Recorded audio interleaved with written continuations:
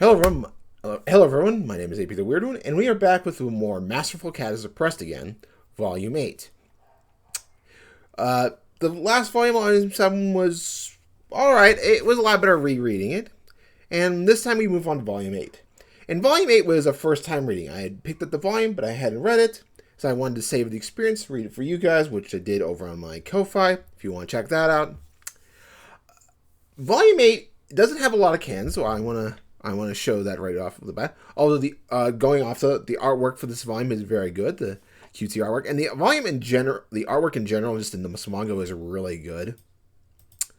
But it doesn't have a lot of cans. You got cans through 83 through 90, about 7, 1, 2, 3, 4, 5, 6, 7, 8, technically 9 with the bonus chapter, which we'll get into.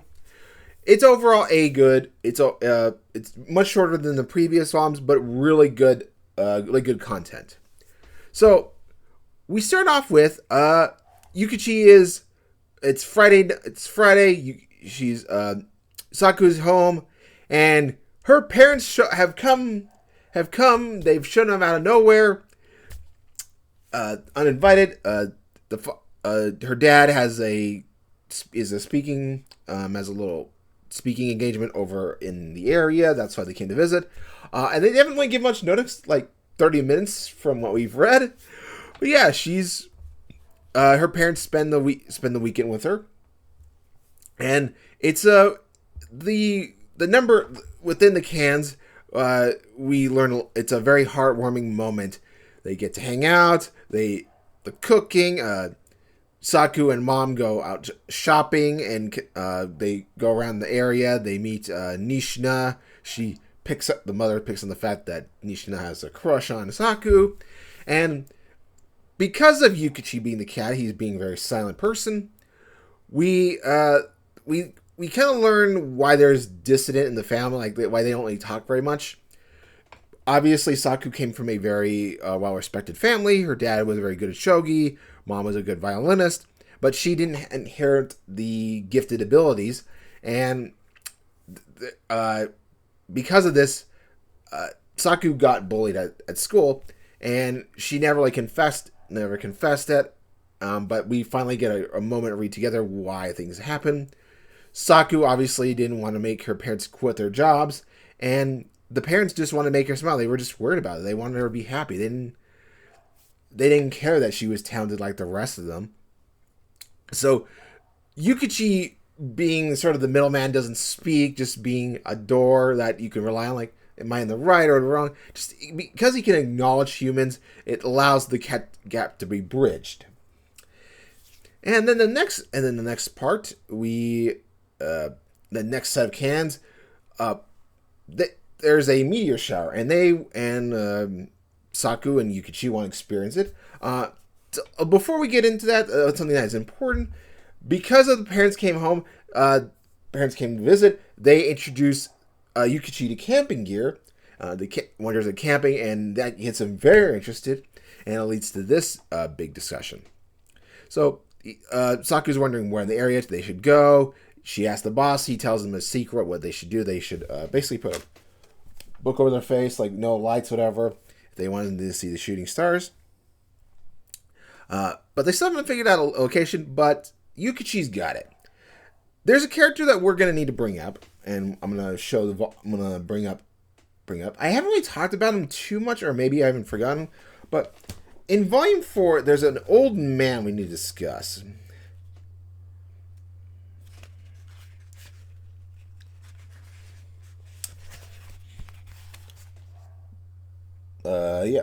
This old man right here. This guy, this old geezer, he's the trash man, and he's very helpful with he's been helpful with Saku's development as a person, helping teaching Yukichi what to do, separate trash, getting food for Saku. He's been an important character, and he's going to come up later, but the point of the matter is, the spot they choose is on top of the building. The old man wants Yukichi, when as a kitten, to scare off the pigeons every once in a while, And so he's got keys to the roof, and that's where they spend their moment to viewing the meteor shower. It's a really good, good, great moment. Uh, then the next big moment, we get introduced to a new character. We get introduced to, I maybe I'm being a bit ambitious here, but we meet these two meet these two guys. We go to the coffee place.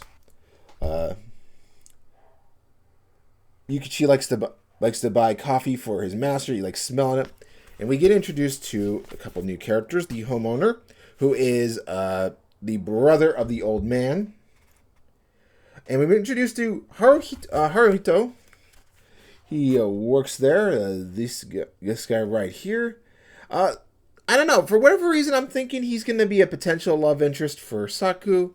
I know there's probably fans who love the Nishina connection, but as a straight Christian, whatever, I support heterosexual romances, and so I'd like to see it.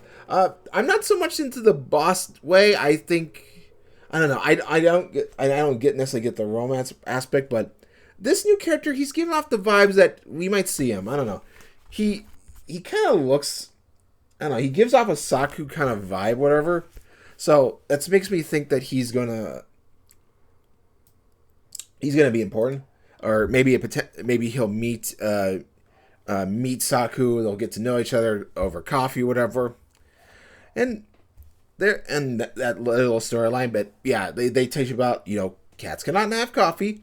Just Yukichi likes sniffing it and gets coffee from the master. Make sure Saku is very happy with it.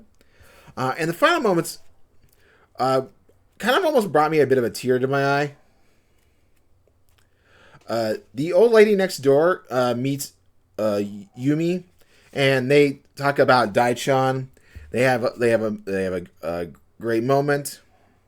They have the fan club, and following that, Yumi gets the chance to meet Daichan. He's become very famous. There's an interview. Yukichi would like to do this, but because of the cat and be a little bit strange, whatever. And I think the old lady kind of thinks that I think she's also the opinion that Yukichi is a person or something. I don't know. It kind of gave up that vibes. But Yukichi cannot meet her, but Yumi can see her. And she gets a little bit nervous, but they eventually do meet and have a moment.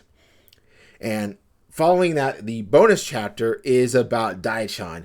And it's just tear-jerking. Like, we see Daichan, the new owner, being wearing clothing. He has his inner monologues, whether or not does Yukichi, Yumi remember, will they ever see each other again. Just kind of a really touching moment.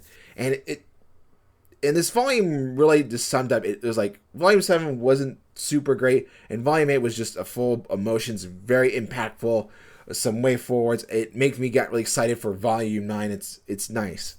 Not necessarily just funny, just very wholesome. I thoroughly enjoyed. Now, when is Volume 8, and what is next for my project? Because I do want to continue sort of these, but I'm going to be switching directions from manga to light novel. So let's see when Volume 9 is going to come out. We'll talk about that in just a sec. Hold on.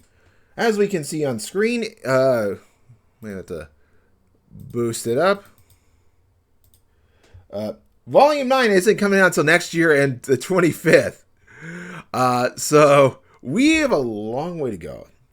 I was looking online to see if there was this event, like free to read or whatever, but I don't think so. I don't know.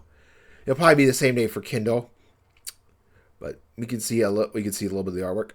Another thing that I wanted to mention, we can do here, that I actually haven't done, is that the backsides are colored. I mean, I don't really necessarily read them, but you get a little bit of cover, a sneak preview of things. But let's talk about what's next for my channel. I first there's an anime that I would want to do because the next season's going to come next year, and I rewatched the first episode, but I was going to do it for Halloween, but of course I was still feeling sick at the time, so I didn't necessarily finish it. But I'm gonna keep watching it. Maybe I'll watch a little bit this weekend. We'll know, but I will have it done before the end of the year. And because I want to start this project next year. Here's what we're gonna be doing. We're gonna be doing a retro look. I should have brought this closer to me. To Full Metal Panic. Much like the Masterful Cat is depressed again, we will do a little bit like it. We're gonna have a retro look, me talking about the series before discussing anime, my thoughts, opinions, and then I'm gonna do anime reviews for each season that is out. There's technically 4 seasons technically. There's and then after so there's 4 seasons, although one of them is more of a comedic one. After I do those, we're going to discuss the light novels. I don't know if I'm going to do the side stories. Maybe I'll talk about them a little bit, but I do want to talk about the main chapters because, well, I don't want to spoil my too much thoughts, but basically the reason I really love Full Metal Panic is because I read the light novels. So, thank you guys for watching. See you guys next time. I'll try to get this anime review speed quickly. Relatively soon because it is very relevant to next year, and definitely an anime you should definitely be watching. Hopefully you guys have a wonderful day. God bless you all. Make sure to like, comment, and subscribe, and make sure you check out this series because the author deserves some love. The anime is really good. Actually, Volume 8 launched at the time the anime was airing. Not so much in America, but I mean, Volume 8 didn't come out in America at the time, but Volume 8 did come out in Japan. And I just think it's a nice, cute series. The cat aspect and the owner, I absolutely love it. So yeah, definitely give it a check out. See you guys next time for some spooky anime business.